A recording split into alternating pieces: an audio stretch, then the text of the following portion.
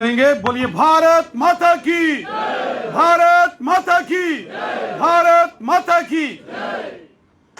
आज के इस कार्यक्रम में हमारे बीच भारतीय जनता पार्टी जम्मू कश्मीर के सह प्रभारी बड़े भाई आशीष सूद जी, हमारे पार्टी के पूर्व प्रदेश अध्यक्ष एवं मेंबर पार्लियामेंट श्रीमान जुगल किशोर शर्मा साहब, श्रीमान अशोक खजूरिया जी, श्रीमान शमशेर सिंह जी मनास, श्रीमान सत शर्मा जी, यहाँ भारतीय जनता पार्टी के मेरे दोनों महामंत्री श्रीमान विबोध गुप्ता जी और मंच का संचालन कर रहे डॉक्टर देवेंद्र मन्याल जी, अशोक जी, यहाँ राजीव जी, श्याम जी, जनरल साहब, परिहार जी, चाणक साहब और जितने भी मेरे साथी सहयोगी, यहाँ चंद्र प्रकाश गंगा जी, अलग अलग जिलों के आए हुए हमारे वरिष्ठ कार्यकर्ता बंधु, यहाँ जम्मू म्युनिसिपल कॉरपोरेशन के ऑनरेबल कॉरपोरेटर्स, जितने भी भारतीय डीडीसी के मेंबर्स, बीडीसी के सदस्यगण और पार्टी के तमाम वरिष्ठ सहयोगी साथियों का, बहनों का, भाइयों का मैं आज की इस बैठक में स्वागत करता हूँ। साथियों, मैं हृदय से आज इस स्वागत समारोह में जो दो हमारे नए साथी सहयोगी जिन्होंने पिछले दिनों भारतीय जनता पार्टी के केंद्रीय कार्यालय नई दिल्ली में भारतीय जनता पार्टी का दामन थामा है, श्रीमान देवेंद्र सिंह राणा जी और श्रीमान सुरजीत सिंह सलाथिया साहब का भारतीय जनता पार्टी में मैं हृदय से स्वागत करता हूं, वेलकम करता हूं, अभिनंदन करता हूं, मैं आपका अभिवादन करता हूं।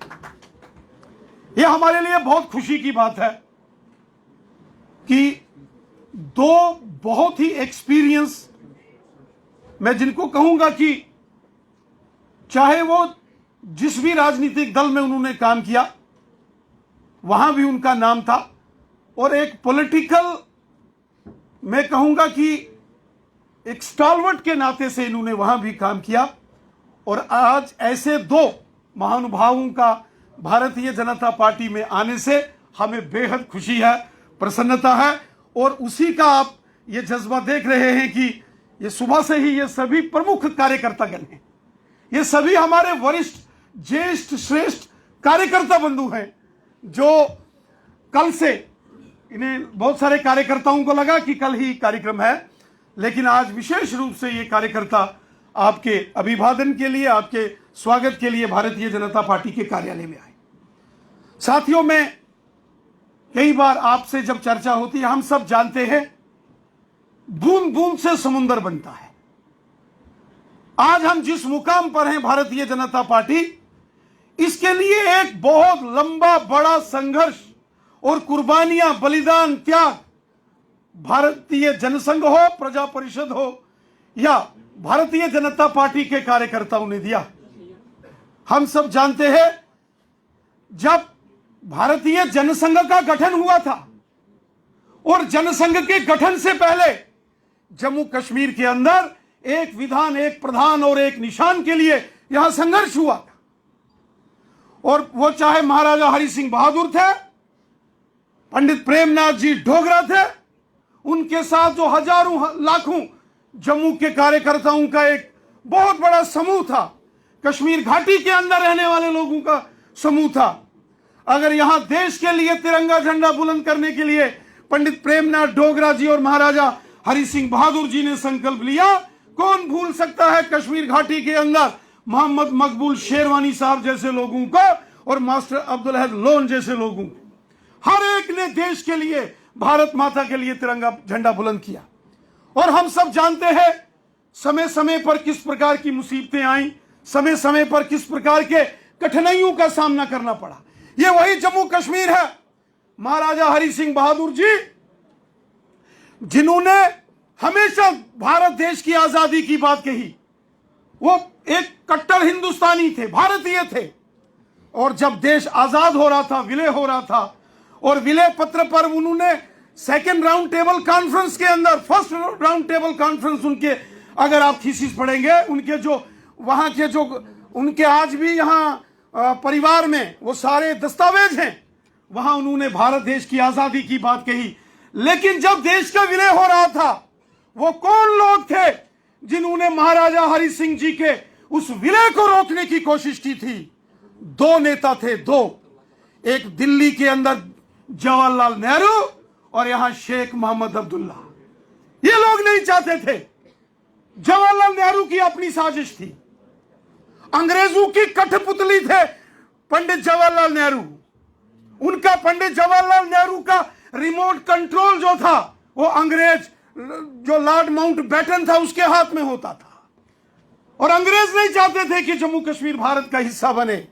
इसलिए महाराजा हरि सिंह बहादुर जो बार बार विलय पत्र मांगते रहे, उनको वो इंस्ट्रूमेंट ऑफ एक्सेशन के पेपर नहीं दिए।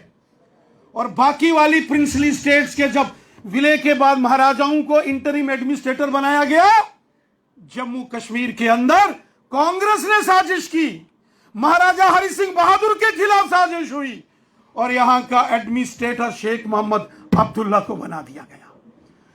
राज महाराजा का, प्रजा महाराजा की, क्षेत्र महाराजा का, और षड्यंत्र कांग्रेसियों ने किया, जवाहरलाल नेहरू ने किया। और फिर यहां बहुत संघर्ष हुआ। आप सब जानते हैं जम्मू कश्मीर में आने के लिए परमिट चाहिए था, और जम्मू कश्मीर से बाहर जाना, किसी को चार धाम की यात्रा करनी, किसी को 52 शक्तिपीठों की यात्रा करनी, किसी को गंगा मैया के स्नान में जाना, किसी को कुंभ के मेले में जाना, या किसी को जम्मू कश्मीर में माता वैष्णो देवी जी के दरबार जाना, किसी को अमरनाथ जी के दरबार जाना, किसी को अगर हजरत बल में दरगाह में माथा टेकना है, किसी को शाहदारा शरीफ में माथा टेकना हो, किसी को छठी पातशाही पुंछ के अंदर नंगाली साहब में माथा टेकना होता था। आने के लिए भी परमिट चाहिए था, जाने के लिए भी परमिट चाहिए था। यह परमिट क्या था? यह एक साजिश थी कि भविष्य में भारत देश के और टुकड़े करके इस जम्मू कश्मीर को भारत से अलग करने की वो साजिश थी, जिस साजिश के विरुद्ध यहां बहुत बड़ा संघर्ष हुआ। और श्यामा प्रसाद मुखर्जी साहब और उनके साथ अटल बिहारी वाजपेयी साहब भी आए, और बिना परमिट के तिरंगा झंडा हाथ में लेकर जब स्वर्गीय श्यामा प्रसाद मुखर्जी जम्मू कश्मीर के प्रवेश द्वार के अंदर आए, उनको गिरफ्तार कर लिया गया। और वो प्रजा परिषद का इतिहास आप सब जानते हो। यहां साइंस कॉलेज के बाहर, यहां जोड़िया में, सुंदरवानी में, रामबन में, हीरानगर में गोलियां चली, कितने लोग शहीद हुए तिरंगे झंडे की खातिर। उनमें कोई सत्ता में आने के लिए कोई ख्वाब नहीं देखता था कि मैं कहीं कोई जम्मू कश्मीर के अंदर एमएलए बनूंगा, एमपी बनूंगा, मंत्री बनूंगा, मुख्यमंत्री बनूंगा। सबके मन में एक ही ख्याल था, हमारी भारत माता का तिरंगा झंडा, मेरी भारत माता की जय जयकार होना चाहिए। और उस वक्त ये जो साजिश हुई थी, उस साजिश को मिटाने के लिए वो संघर्ष था। हम सब जानते हैं यहां पाकिस्तान ने हमला किया, और महाराजा हरि सिंह बहादुर जो कि प्रजा परिषद के फाउंडर मेंबर्स में से एक थे। प्रजा परिषद जिसमें पंडित प्रेमनाथ डोगरा जी थे, उस प्रजा परिषद के गठन में जो बाद में भारतीय जनसंघ और बाद में भारतीय जनता पार्टी में विलय हुई, महाराजा हरि सिंह बहादुर उसके संस्थापक सदस्य थे। वो हमारे पूजनीय आदर्शवान कार्यकर्ता थे। इसलिए जब भारतीय जनता पार्टी का यहां मेयर बना जम्मू में कविंद्र गुप्ता जी, तो चौथे ब्रिज पर महाराजा हरि सिंह बहादुर की मूर्ति और प्रतिमा लगाई गई। जब कविंद्र गुप्ता जी मेयर थे, जम्मू यूनिवर्सिटी के बाहर पीछे बैक साइड बावे वाली माता के दरबार में जाने वाले उस चौराहे में महाराजा हरि सिंह जी की प्रतिमा लगाई गई। जब गठबंधन सरकार में भारतीय जनता पार्टी आई, तो तवी नदी के पार महाराजा हरि सिंह जी के नाम से पार्क बनाकर वहां महाराजा हरि सिंह बहादुर की प्रतिमा को स्थापित किया गया। और आज 23 सितंबर उनके जन्म दिवस के उपलक्ष्य में भारतीय जनता पार्टी के कार्यालय में उनकी प्रतिमा स्थापित की गई। मेरे को किसी ने कहा ये सब भारतीय जनता पार्टी के कार्यकाल में क्यों हो रहा है? मैंने कहा महाराजा हरि सिंह बहादुर तो जम्मू कश्मीर के बहुत महान पूजनीय महाराजा तो थे, लेकिन हमारे पूजनीय आदर्शवान कार्यकर्ता भी थे, जिनके प्रयासों से यहां प्रजा परिषद का गठन हुआ। और वही कारण था कि उस वक्त के हुक्मरानों ने, वो कांग्रेस और नेशनल कॉन्फ्रेंस के उस वक्त के जो हुक्मरान थे, उन्होंने महाराजा हरि सिंह जी को यहां से बाहर कर दिया। और जीवन की अंतिम सांस तक वो मुंबई में रहे। वो यहां के मालिक थे, महाराजा गुलाब सिंह साहब के परिवार के थे, लेकिन यहां वो षड्यंत्रकारी ताकतें थी, उन्होंने हमेशा वो षड्यंत्र किए। लेकिन जम्मू कश्मीर के अंदर जो देशभक्त लोग थे, जो भारत माता के पुजारी थे, उन्होंने हमेशा देश का तिरंगा झंडा बुलंद रखा और भारत माता की जय जयकार की। यह हमारा संकल्प था, एक विधान, एक प्रधान और एक निशान का। 70 वर्ष तक हमने इसके लिए लड़ाई लड़ी, गोलियां खाई, हमारे कार्यकर्ताओं ने शहादतें दी, बलिदान हो गए। भारतीय जनसंघ के संस्थापक सदस्य, हमारे पहले अध्यक्ष स्वर्गीय श्यामा प्रसाद मुखर्जी जी ने इसी जम्मू कश्मीर के अंदर एक विधान, एक प्रधान और एक निशान के लिए कुर्बानी दी और एक सतत संघर्ष किया। सत्ता के लिए नहीं किया, देश के लिए किया, भारत माता के लिए किया। और आखिरकार वो दिन आया 5 अगस्त 2019 को, जब इस विघटनकारी एक साजिश की इस धारा को, जिसको कहा गया बहुत सारे राइटर्स ने कि it was a wall of hatred, जिसने कहीं ना कहीं मन में बहुत सारे लोगों की आशंकाएं पैदा कर दी थी। यहां देश के प्रधानमंत्री आते थे, मुझे याद है वो हमारी पार्टी के नहीं, डॉक्टर मनमोहन सिंह जी यूपीए के उस वक्त कांग्रेस के प्रधानमंत्री थे, वो जम्मू कश्मीर में आए, उन्होंने पीएम पैकेज दिया। वो उस गठबंधन सरकार, उनकी पार्टी उस वक्त गठबंधन सरकार में थी। उस वक्त के मुख्यमंत्री जब मनमोहन सिंह जी ने पीएम पैकेज अनाउंस किया, उनका धन्यवाद नहीं किया कि आपने करोड़ों रुपए जम्मू कश्मीर के लिए दिए। वो उठ के क्या भाषण देते हैं, मसला कश्मीर हल करो, मसला कश्मीर हल करो। और जो भी आता था, कोई ऑटोनॉमी का पूरा फार्मूला लेके आता था, कोई सेल्फ रूल की बात करता था, और कोई आजादी वाले आते थे, कभी पत्थर वाले आते थे, कभी पाकिस्तान वाले उत्पात मचाते थे। और जब 2014 में इस देश की जनता ने भारी बहुमत से नरेंद्र मोदी साहब को देश का प्रधानमंत्री बनाया, लोकसभा में तो हमारा बहुमत था, लेकिन इस सब षड्यंत्र को समाप्त करने के लिए राज्यसभा में भी बहुमत चाहिए था। और जब 2019 के बाद राज्यसभा में भी हमारा बहुमत आया, तो फिर 1 सेकंड भी नहीं लगा और 5 अगस्त को इस षड्यंत्र को सदा सदा के लिए समाप्त कर दिया गया। सही कहा यहां के साथियों ने, 70 साल यहां के जो हुक्मरान थे, जो दिल्ली के अंदर बैठी कांग्रेस की सरकारें थी, या जम्मू कश्मीर के अंदर जो सत्ताधारी थे, उन्होंने हमेशा जम्मू के साथ भेदभाव किया। हर बार जम्मू को एजिटेशन करना पड़ता था।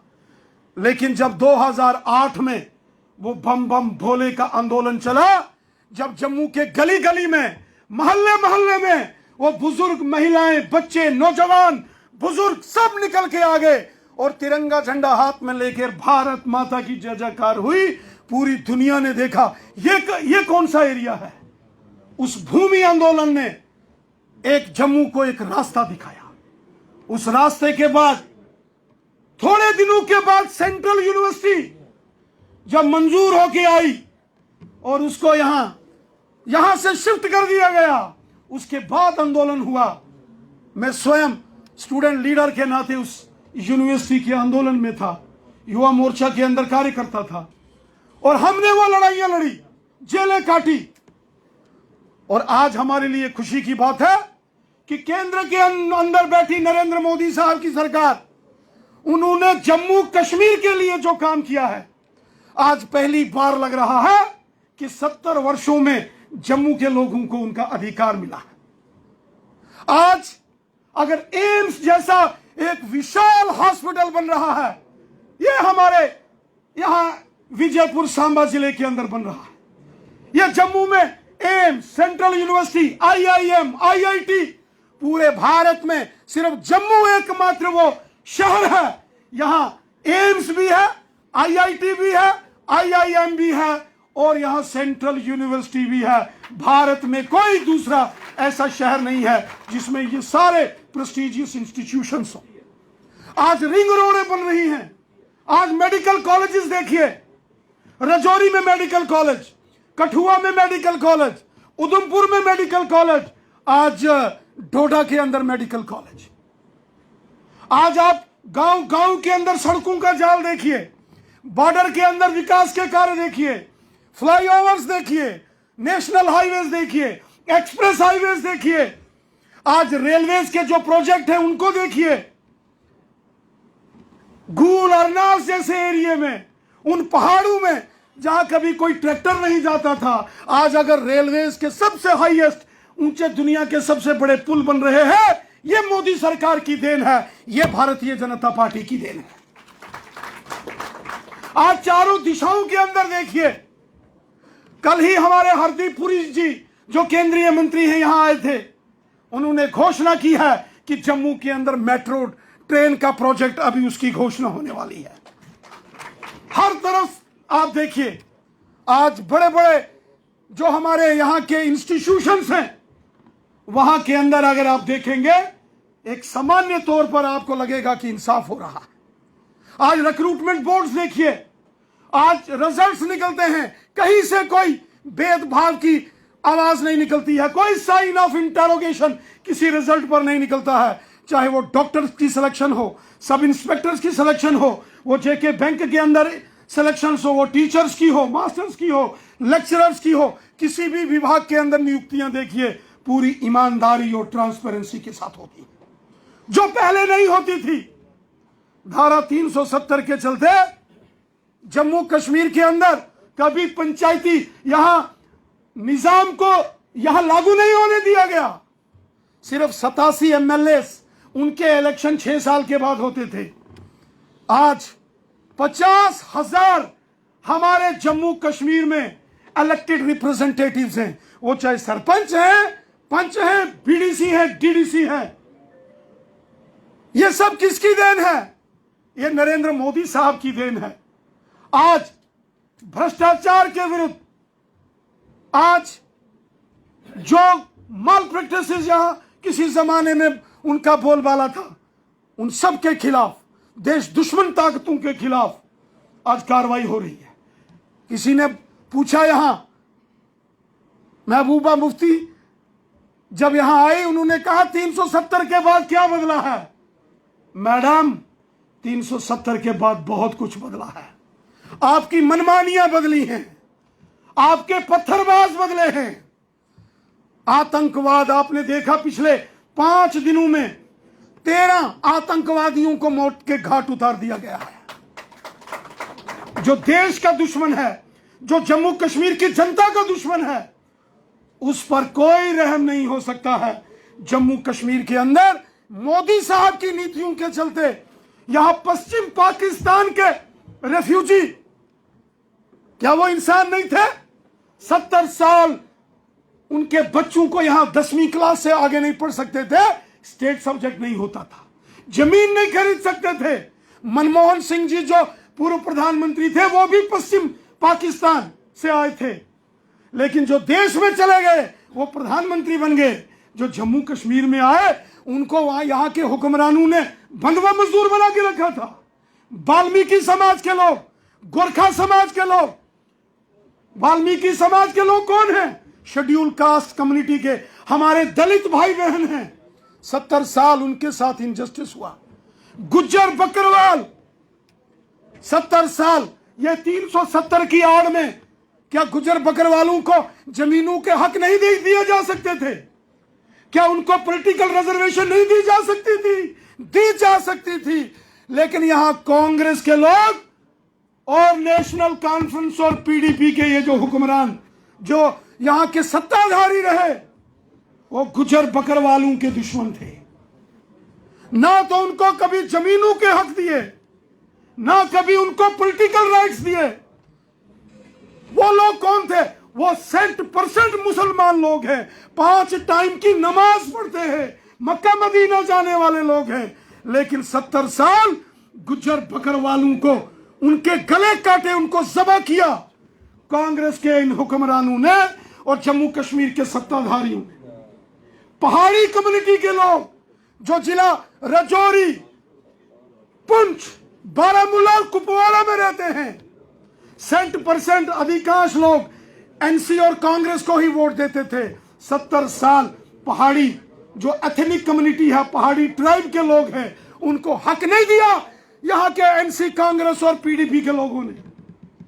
आज जब धारा 370 मोदी साहब ने खत्म की, आज यहां हमारी हुकूमत आई, ये सारा हिंदुस्तान यहां लगता है कि यहां हिंदुस्तान है।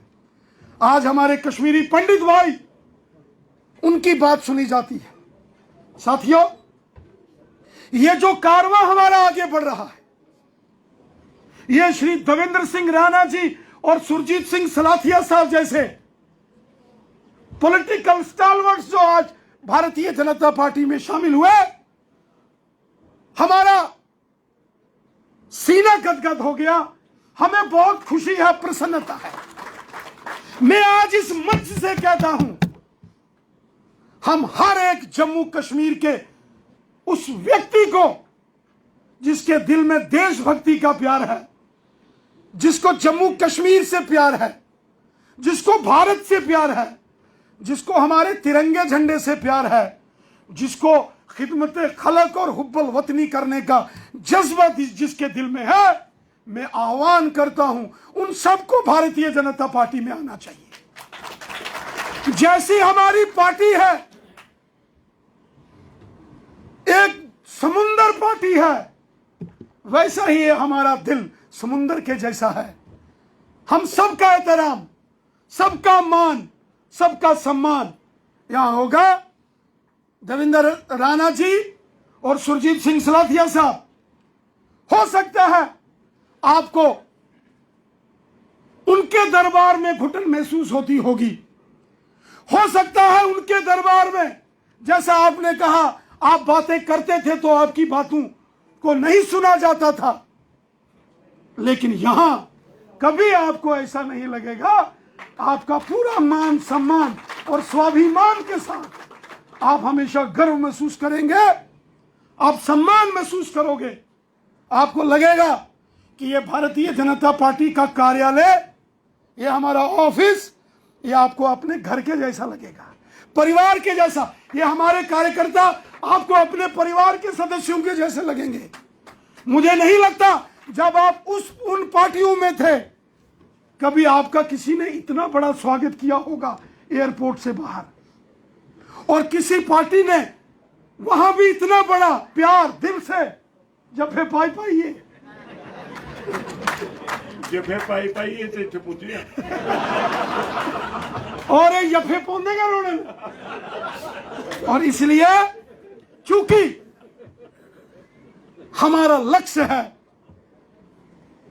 अब की बार 50 के पार, अब की बार यह लक्ष्य है भारतीय जनता पार्टी का। और इस लक्ष्य को हासिल करने के लिए बड़े दिल से, समुंदर दिल से, सबका मान करते हुए, सबका सम्मान करते हुए, सबकी इज्जत करते हुए हम इस कारवां को आगे बढ़ाएंगे।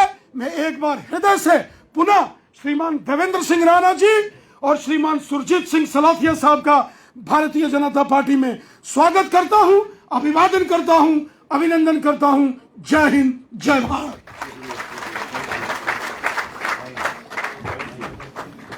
बहुत बहुत शुक्रिया आदरणीय अध्यक्ष जी। यहाँ इस मंच पर